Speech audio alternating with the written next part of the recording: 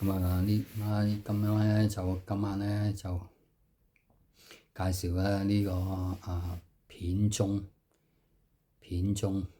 呢一本嘢啦，呢套嘢啦嘅請水科儀，都係道教嘅，但係咧請水咧就係呢本即係佢請水嘅意思咧就係即係天神請天神嘅水愛嚟灑淨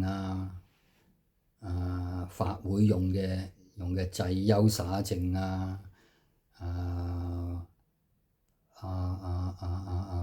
法會用嘅即係類似打齋用嘅七月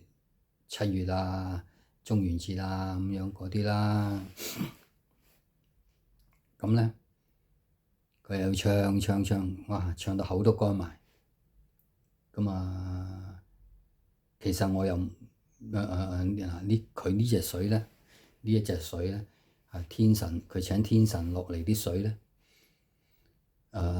又可以陰又可以灑陰，又可以咧陽宅淨屋驅邪咁又得嘅，呢隻水又得嘅。我點解我會知咧？因為我都學㗎嘛，我都學㗎嘛。但係我又俾我求其咁樣用咧，就我寧願咧，我寧願用翻我哋六壬門，用翻六壬門嗰套嘢啦。因為點解咧？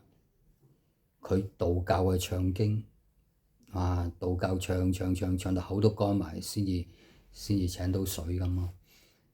但係我哋咧，我哋六壬門嗰啲咧就好快搞掂嘅啫。寫法水寫成就好快搞掂，所以好方便。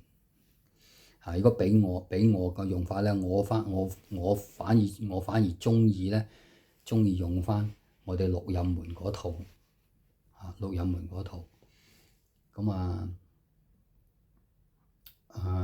點講呢樣嘢幾好，即係佢係幾即係兩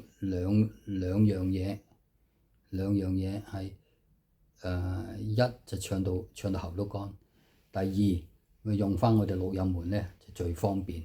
我好鍾意用六壬門嗰隻去做任何法事又好，任何聲我好鍾意用六壬門嗰隻嚟做嘅，因為簡單方便係嘛。